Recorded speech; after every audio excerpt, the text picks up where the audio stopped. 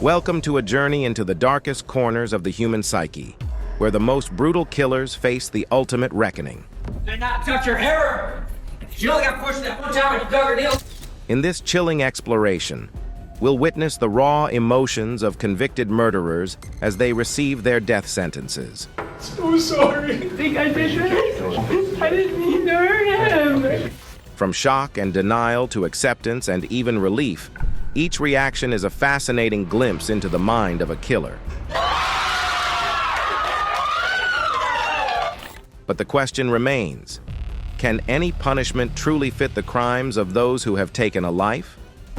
Join us as we delve into the complex and often disturbing reactions of brutal killers reacting to death sentences. Aileen Wuornos.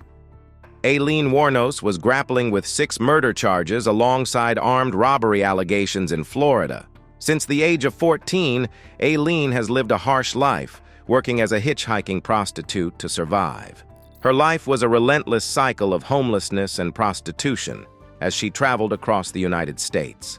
Eventually, the exhaustion of this life led her to carry a gun for protection, but the financial strain was persistent, with her rent piling up to $1,200 and the stress of managing both her own needs and those of her girlfriend, Tyra, became unbearable. Tyra's excessive drinking and spending habits meant that Aileen's earnings were constantly depleted, and she struggled to make ends meet. In desperation, Aileen turned to robbery. Her crimes escalated when she killed Richard Mallory, a man who had the money she needed and the right vehicle to help her move her stolen goods. This act of murder marked the beginning of a series of killings where Aileen targeted her clients, robbing them and leaving a trail of dead bodies across Florida. Within just 12 months, the police discovered multiple unclothed male bodies in the woods throughout the state. Each victim had been killed with the same gun, and the bodies were found along Central Florida highways. Among the evidence, they found objects belonging to Richard Mallory for sale at a pawn shop, with Aileen's fingerprints on the receipt. The authorities initially apprehended Tyra and persuaded her to help them trap Aileen. During a recorded phone call, Aileen admitted to her crimes, expressing her fear that they were coming after her. Tyra advised her to disclose everything to prevent further implications. Aileen's reign of terror came to an end on January 9, 1991, when she was arrested at a biker bar in Port Orange, Florida. They asked her to step outside, where she was met with the stark reality of her situation. Handcuffs were slapped on her wrists, and she was read her rights. The court proceedings began on January 14, 1992, at the Volusia County Courthouse in DeLand, Florida. Aileen stood before the judge Uriel Blount, while her fate hung precariously in the balance. The prosecution, led by Assistant State Attorney, presented a damning case against her, calling witnesses who testified to her involvement in the murders. Aileen's defense team, led by attorney Steve Glazer, argued that she had acted in self-defense, claiming that her victims had tried to take advantage of her. However, the prosecution countered with evidence that suggested otherwise, painting Aileen as a calculating and ruthless killer. As the trial unfolded, Aileen's troubled past and her claims of abuse and trauma were revealed, sparking a national debate about the societal factors that had contributed to her descent into darkness. But in the end, it was the overwhelming evidence against her that sealed her fate. Aileen resigned to her fate and expressed her frustration with the court system. She viewed the proceedings as nothing more than a political spectacle rather than a genuine pursuit of justice. She expressed her frustration about the situation, stating her exhaustion with the political maneuvering and her belief that the process was just an attempt to advance political careers. She anticipated receiving additional death row sentences and facing further charges from Pasco and Dixon, lamenting the seemingly endless cycle of her predicament. When the moment of her sentencing arrived, the court delivered the final verdict. Aileen was sentenced to death for her murders. Her reaction was blunt and tinged with bitterness, as she declared that she would be in heaven while everyone else would be rotting in hell. She expressed a deep distrust in the system and seemed resigned to her fate, dismissing the proceedings as political theater. In the final days before her execution, Aileen consented to a tell-all interview. She expressed her desire to face the execution chamber without deceit, stating that she needed to be honest and purify her spirit in the name of Jesus Christ. Aileen admitted to the murders, but also revealed that much of the story she had presented in court was false. She retracted her previous confessions, explaining that she had fabricated the details to appear convincing. On the eve of her execution, Aileen displayed an unusual sense of optimism. She envisioned a hopeful afterlife, imagining it as a Star Trek-like experience where she would be transported to a new existence. However, her demeanor shifted as she faced the gravity of her actions. Her final words took a darker turn, revealing a grim and unsettling insight. "You have to kill Aileen Wuornos because she'll kill again." Stephen Lorenzo. In December 2003, a dark saga of manipulation and dominance unfolded in Tampa, Florida. Stephen Lorenzo, a name destined to evoke dread, was charged with grievous offenses. The disappearance of college students Jason Galehouse and Michael Wanzi from a gay bar marked the beginning of a dark journey.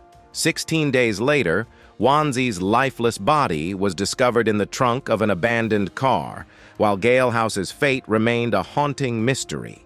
As the investigation unraveled, Lorenzo and his partner in crime, Scott Schweer, emerged as the masterminds behind a twisted game of torture and murder. Their plot involved drugging, sexual assault, and torturing 9 men, with the ultimate goal of enslaving them as captives. The courtroom became a stage for Lorenzo's twisted narrative, where he claimed that he and Schweer were merely exploring intimacy skills that spiraled out of control. However, the grim reality revealed a far more sinister tale. Lorenzo and his accomplices brutally dismembered Galehouse's body, scattering the remains in dumpsters across Tampa. The next night, they lured and drugged Wanzi, whose life tragically ended during a bondage session. Lorenzo's confession revealed a calculated attempt to cover up the crime, blaming Wanzi's death on a drug overdose. As the horrifying events continued to unfold, Galehouse's mother directed her profound anger toward Lorenzo, cursing him with eternal damnation. Her anguished and furious words echoed throughout the courtroom. In stark contrast, Lorenzo's peculiar request for the death penalty, which he claimed would offer him a twisted sense of comfort, left many in shock. When the day of sentencing came, the judge's words sealed Lorenzo's fate as he was sentenced to death. Lorenzo's reaction was disturbingly joyfully, as his countenance expressed gratitude to the court. Lorenzo's motive for the crime is certainly shocking, but is it more extreme than taking someone's life over something as trivial as changing a TV channel? Tyrone Johnson. Meet Tyrone Johnson, the man at the center of a harrowing double homicide case in Tampa, Florida. The sequence of events that led to these charges began on October 21st, 2018, during what should have been a routine evening at home. Johnson, his girlfriend Stephanie, and her 10-year-old son were in middle of a heated argument over something as mundane as what television show to watch. According to Johnson's account to investigators, the argument escalated after Stephanie changed the channel on the TV. What started as a simple disagreement quickly morphed into a fierce confrontation. Johnson claimed that his frustration grew as the situation became more heated.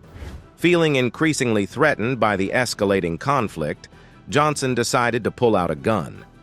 The detectives interviewing him reported that his recollection of events was disjointed and confusing. At one point, Johnson was asked to calm himself and take deep breaths. Despite these efforts, Johnson struggled to provide a coherent narrative about what happened next. Johnson confessed to the detectives that he killed both Stephanie and her son in the master bedroom. However, discrepancies in his story began to emerge. The physical evidence at the crime scene seemed to contradict his statements. The layout of the bullet holes in the room, specifically the ones located directly in front of the bed, suggested a different scenario. Crucially, there were 2 holes found underneath the bed, which indicated that the 10-year-old boy had been hiding there when he was shot. The prosecutors proposed a haunting alternative explanation, backed by the evidence. which revealed a more malevolent intent. They claimed that Johnson had specifically targeted the young boy who had tried to hide under the bed and then murdered him there. This disturbing interpretation portrayed Johnson's actions as both premeditated and merciless. At his sentencing, the gravity of Johnson's crimes was laid bare. The judge declared that he was sentencing him to death. Johnson's fate was sealed, and he would spend the rest of his life behind bars. In the wake of the sentence, Johnson's demeanor transformed, his expression now etched with a haunting remorse, a silent admission that the punishment he received was a fitting retribution for his brutal acts. This sentence was not only a punishment for his actions, but also a reflection of the profound impact they had on those involved. McCall Brady, convicted of taking the life of a police officer and sentenced to 40 years to life, McCall Brady was destined for the Paskin Correctional Institution. However, Brady's criminal trajectory was far from over. Behind bars, he began to concoct a new, even more sinister scheme, one that would take his dangerous antics to unprecedented heights. On October 12, 2017, chaos erupted at the Paskin Correctional Institution in Elizabeth City. Brady and 3 accomplices orchestrated a harrowing escape attempt that turned the prison into a scene of utter mayhem. They set fire to the prison's sewing plant, creating a deadly diversion. As the flames roared, guards rushed to contain the situation, only to be met with brutal resistance. Brady and his co-conspirators armed themselves with hammers and scissors, attacking anyone who crossed their path. The smoke from the fire filled the building, causing confusion and panic. Inmates broke loose, and those guards who weren't injured scrambled to find safety. Desperate calls for help flooded emergency services. The chaos inside was compounded by a burst water pipe that caused severe flooding, adding to the turmoil. Prison nurses rushed to attend to the wounded, but the situation remained dire. Officers on the scene described the aftermath as a bloodbath, with guards and prison workers covered in blood throughout the facility. When first responders and a medical evacuation team finally arrived, they took swift action to regain control. They rescued the injured guards and rounded up the escaping inmates. Tragically, 4 people lost their lives in the escape attempt. Despite the seriousness of his actions, Brady showed an astonishing lack of remorse. In court, he boldly claimed that his desire for freedom was more important than the lives that were lost. He argued that, in his view, escape was more significant than the lives of others. Even when police had him cornered, he remained defiant, reportedly challenging them and expressing his frustration that they wouldn't shoot him as he had hoped. When it was time to face justice once more, the jury found Brady guilty of first-degree murder. They unanimously recommended the death penalty, and the judge's words were chilling. "May God have mercy on your soul." Brady's disregard for the lives lost in his bid for escape was clear. Markeith Loyd. Markeith Loyd, a Florida resident, faced a series of severe charges: 2 counts of first-degree murder, aggravated assault with a deadly weapon, carjacking with a firearm, and possession of a firearm by a convicted felon. His story took a dark turn in 2017. At the time, Loyd was working at a local takeout restaurant, serving fried chicken and seemingly leading a happy life with his girlfriend, Sadie Dixon. Their joy was amplified by the news that Sadie was 3 months pregnant. Yet, within a week, this happiness was shattered in a horrific act of violence. Loyd showed up at Dixon's front door and shot her in front of her 2 young children. Following the killing, Loyd fled and managed to evade capture for over a week. His luck ran out during a fateful grocery trip. On the morning of his encounter with law enforcement, Loyd was at Walmart around 6:45 a.m., attempting to avoid being recognized from his wanted posters. Unfortunately for him, Officer Deborah Clayton walked into the store at 7 a.m. and, just 15 minutes later, encountered Loyd in the parking lot.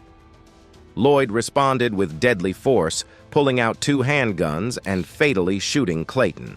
The tragic news swiftly circulated. That evening, police were able to trace Loyd's cell phone to an abandoned house in Central Florida. A tense standoff followed as Loyd resisted surrendering. After a lengthy and intense standoff, the police finally captured him. Following the apprehension, the police radio broadcasted a message indicating that all units on the channel were informed that Lieutenant Clayton had the suspect in custody. The message also expressed appreciation for the officers' efforts, noting that they had done an excellent job. Loyd was taken into custody, and as he faced the legal system, his behavior remained erratic. His attorney attempted to argue an insanity plea, but Loyd himself was vocal and defiant, insisting that he was framed and had no idea about the accusations against him. His outbursts continued in the courtroom, with Loyd frequently challenging the proceedings and shouting complaints. Despite his attempts to disrupt the court with his rants, the verdict was clear. Loyd was found guilty of the murders and sentenced to death. The weight of the sentence, the finality of his fate, seemed to have little impact on Loyd. He neither flinched nor trembled, his demeanor as unyielding as the verdict itself.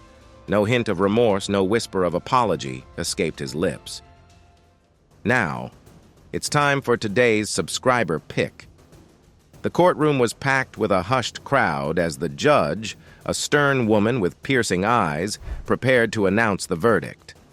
The air was thick with tension, and every corner of the room seemed to hold its breath. Among the spectators, the victim's family sat with grim determination, their faces a mix of hope and anguish. On the other side of the room, the defendant, a teenage boy named Jesse Parker, stood motionless, his face pale and unreadable. Jesse, 17 years old and barely out of high school, had been convicted of a heinous crime, the murder of a classmate, Emily Roberts. The details of the case were shocking. Emily had been found in a deserted park, and evidence pointed unambiguously to Jesse. Fingerprints, DNA, and a confession. The trial had been swift, and despite the defense's efforts to argue for a reduced sentence, the prosecution had pushed for the maximum penalty. As the judge's gavel came down, the courtroom fell into a silence so profound that it seemed to echo off the walls. Jesse's lawyer, Mr. Carter, placed a comforting hand on his shoulder. Jesse barely seemed to notice. When the judge finally spoke, she addressed Jesse Parker with a clear and unwavering voice. She informed him that he had been found guilty of murdering Emily Roberts and that the court had decided on the maximum penalty. Consequently, she sentenced him to death. Jesse's reaction wasn't one of anger or defiance, but rather a deep, numbing stillness. He had expected the verdict. His guilt was indisputable, and the evidence overwhelming. What he hadn't anticipated was the crushing weight of reality settling in. Death was no longer a distant concept to ponder or fear. It had become an immediate, undeniable certainty. As the courtroom started to clear out, Jesse was escorted away in handcuffs. His mind spun with a storm of thoughts and emotions, but above all, he felt a profound sense of loss. He wasn't just losing his life. He was losing all the possibilities it once held. The chance to make amends, to grow, to experience a future he had previously taken for granted. Later, in the dimly lit confines of his cell, Jesse had time to reflect.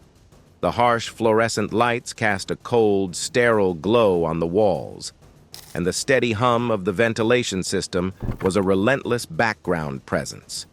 In this stark environment, Jesse confronted his deepest realizations. He thought about Emily, about her family, and the irreversible pain he had caused. He also thought about his own family, his parents, who had stood by him through the trial, their faces etched with worry and disbelief. The night before his execution, Jesse penned a letter. It wasn't a plea for mercy, but rather an apology. A simple, heartfelt apology to Emily's family, to his own, and to the world. He wanted his last words to reflect some measure of remorse, some understanding of the gravity of his actions. As dawn neared, Jesse experienced an unusual sense of calm. It was as if coming to terms with his fate had brought him a newfound clarity. In his final moments, he engaged in quiet reflection, a striking contrast to the chaotic world beyond, and one of the brutal killers reacting to death sentences. How do you think Jesse's reaction to his death sentence might impact the way we view the justice system and its handling of juvenile offenders? Do you believe that a teenager's psychological and emotional state should influence their sentencing? Share your thoughts and comments below. Dexter Johnson. In the heart of Texas, a harrowing tale of violence and chaos unfolded in 2005. 19-year-old Dexter Johnson, along with 4 accomplices, orchestrated a carjacking that would end in devastating tragedy. They targeted Maria and her boyfriend, Hugh, robbing them before Johnson's depraved desires took hold. He took advantage of Maria, then drove the couple deeper into the woods, where their lives were brutally extinguished.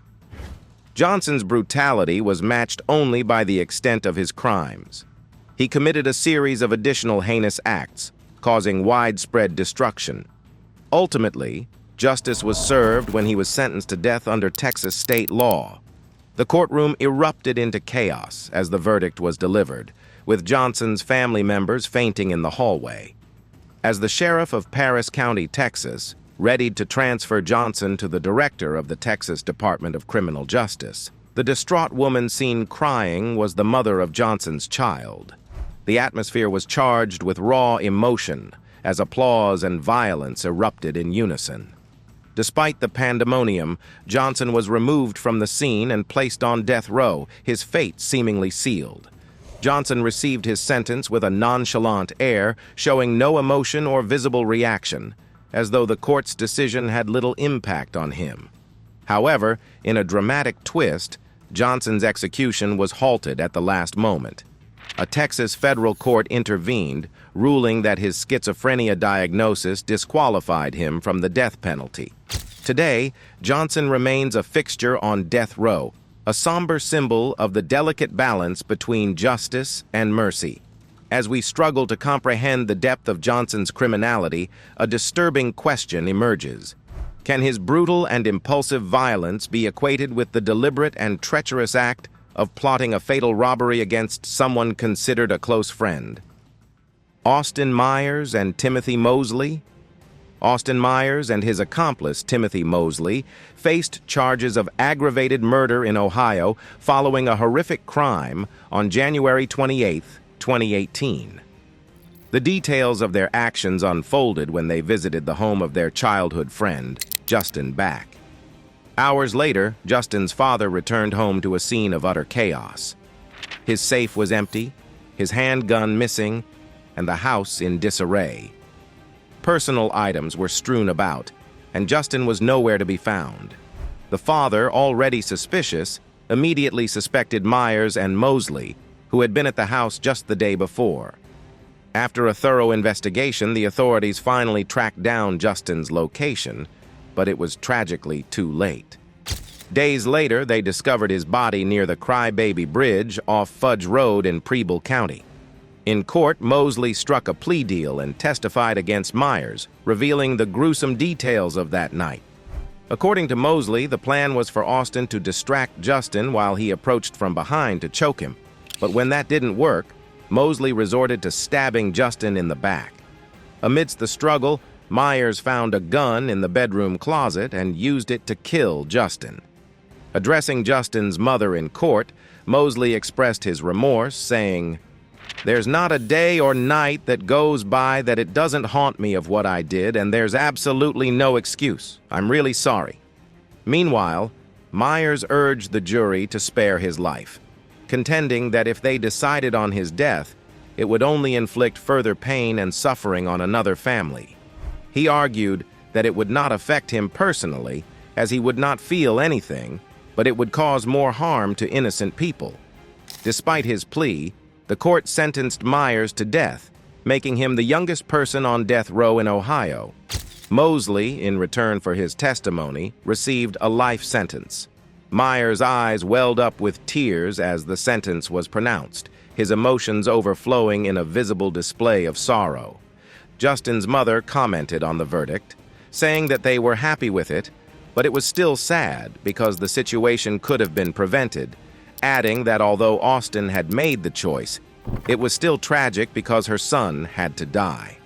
In the aftermath of this tragedy, one might question how the intimate betrayal and violence of murdering a close friend compares to the more extensive and brutal act of killing multiple strangers. Martez Abram. At 6:30 a.m. on July 30th, 2019, Martez Abram, a 39-year-old with 2 murder charges pending in Mississippi, unleashed chaos at a suburban Walmart. The peaceful morning was abruptly disrupted when Abram started shooting in the parking lot and then rushed into the store. Employees and shoppers, initially stunned and confused, scrambled for safety as the violence unfolded. As gunfire erupted, the scene quickly became chaotic. Witnesses described the panic as people rushed out of the store, and soon after, police arrived. The tension was palpable as additional shots were fired inside, and a total of 17 shots rang out, echoing through the store. Abram, who had worked at Walmart for 20 years, had been fired just days earlier after threatening a co-worker with a knife. His bitterness boiled over into violence when he returned to the store, targeting managers Brandon Gales and Anthony Brown. The police, arriving within minutes, confronted Abram in the parking lot, where one officer was shot but fortunately protected by a bulletproof vest. In court, Abram struggled to maintain his composure as he faced the evidence of his crimes. When shown CCTV footage of the shooting, he could hardly bear to watch his own actions. The judge had to repeatedly prompt him to acknowledge the footage and admit to the cold-blooded nature of his crimes. As Abram faced sentencing, the judge announced that he was sentencing him to death on count 1 and also imposing a death sentence for count 2. Abram's failure to fully acknowledge the gravity of his actions was strikingly different from another courtroom situation where even a single smirk could provoke a dramatic upheaval. Michael Madison. Michael Madison, charged with multiple counts of kidnapping and serious aggravated murder in Ohio, made headlines on July 19, 2013, when a grim discovery unfolded. Police were alerted by a disturbing odor, which led them to an abandoned house and garage. Inside, they found 2 bodies, and a third was discovered in an overgrown field about 100 yards away. All 3 victims had been wrapped in plastic bags and had been killed within the past 2 weeks. The victims were identified as 18-year-old Sharella Terry, 28-year-old Shatia Shea, and 38-year-old Angela Deskins. All 3 had vanished earlier that summer. Neighborhood tips eventually pointed investigators to Madison, who was arrested shortly thereafter. During the court proceedings, Michael Madison faced a harrowing moment when one of the victims' fathers took the stand. The father, overcome with grief and anger, addressed Madison directly. As he spoke about the pain of losing his child, he glanced at Madison, who responded with a smirk. This triggered an explosive reaction from the father, who had to be forcibly removed from the courtroom. Madison was also escorted out for his safety, but the judge chose not to press charges against the grieving father. Despite the chaos, the trial moved forward, culminating in Michael Madison's death sentence. The judge determined that Madison would face lethal injection for his brutal crimes. Having targeted unsuspecting adult women, after the death sentence was handed down, Madison fixed the judge with a piercing stare, his eyes blazing with a fierce intensity, as if he could will the judge's demise with a single glance. Marlon Joseph. In 2017, Marlon Joseph, facing 2 first-degree murder charges in Florida, was released from jail after serving time for child battery. He had moved back in with his mother, who lived with her other children, Khalida Crowell, and Crowell's 11-year-old daughter, Kira. Just 10 months after his return, violence erupted. Joseph allegedly had an argument with Crowell over Kira's behavior. In a sudden outburst, he grabbed a shotgun and, tragically, shot Crowell to death inside their home on 3rd Street in West Palm Beach. The violence didn't stop there. Kira, who had been left on the porch with a gunshot wound, was rushed to the hospital but unfortunately died from her injuries. Joseph's mother found the scene devastating. She recounted the horror of returning to the house only to discover her stepdaughter and girlfriend lifeless. After the murders, Joseph took off in Crowell's car and went on the run. He evaded capture for 5 days before being found hiding in a motel. Police arrested him and brought him to the station to face justice. Joseph's mother was conflicted between her love for her son and her desire for justice for her lost loved ones. She expressed that while she loved her son deeply, she also wanted justice for her girlfriend and her daughter. They had meant everything to her. In court, the judge delivered a stern verdict, stating that Joseph had not only forfeited his right to live among society, but, according to the laws of the state of Florida, had forfeited his right to live altogether. The judge highlighted that the aggravating factors far exceeded any mitigating circumstances, making the death penalty the fitting punishment for the first-degree premeditated murders of Crowell and Kira. Joseph's reaction remained indifferent following his sentencing. Thanks for watching. See you in the next one.